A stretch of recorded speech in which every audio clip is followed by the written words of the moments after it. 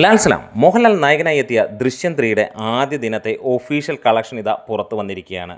ഈ ഒരു സിനിമയ്ക്ക് ആദ്യ ദിനം 43,30,00,000 രൂപ നേടി എന്നുള്ളതാണ് ഇപ്പോൾ റിപ്പോർട്ടുകൾ വരുന്നത്. ഒരു കണക്കിൽ നമ്മൾ വിചാരിച്ചിരുന്നു 60 കോടി എത്തുമെന്ന്, പക്ഷേ അത്രത്തോളം എത്തുന്ന കാഴ്ച കണ്ടില്ല. അത്ര ഗംഭീരമായിട്ടുള്ള തിരക്കും കാര്യങ്ങളുമൊക്കെ വന്ന ഈ ഒരു ചിത്രം രണ്ടാം ദിവസവും സമാനമായ രീതിയിൽ തന്നെയാണ്. എന്തായാലും ആദ്യ ദിനത്തെ ഡീറ്റെയിൽ കളക്ഷനിലേക്ക് വരാം. അതിനു മുന്നോടിയായി ചാനൽ ഒന്ന് സബ്സ്ക്രൈബ് ചെയ്യുന്ന കാര്യം പരിഗണിക്കണമെന്ന് അഭ്യർത്ഥിക്കുന്നു. കേരളത്തിൽ 11 കോടിക്ക് മുകളിലാണ് നേടിയത്. കർണാടകത്തിൽ നിന്ന് 2,70,00,000 രൂപ, ആന്ധ്ര തെലങ്കാനയിൽ നിന്ന് 1,60,00,000 രൂപ, തമിഴ്നാട്ടിൽ നിന്ന് 1,30,00,000 രൂപ, നോർത്ത് ഇന്ത്യയിൽ നിന്ന് 1,30,00,000 രൂപ.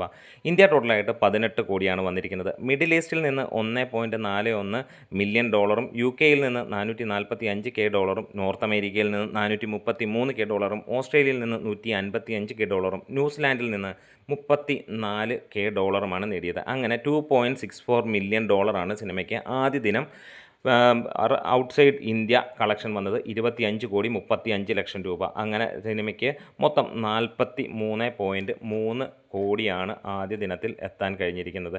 ഇതിനോടകം തന്നെ ദൃശ്യം ഡബ്ഡ് വെർഷൻ റെക്കോർഡ് തൂക്കിയിരിക്കുകയാണ്. 2,03,00,000 രൂപയാണ് തെലുങ്കിൽ നിന്നും, തമിഴിൽ നിന്ന് 54,00,000 രൂപയും കർണാടകത്തിൽ നിന്ന് 24,00,000 രൂപയാണ് സിനിമയ്ക്ക് നേടാൻ കഴിഞ്ഞിട്ടുള്ളത്.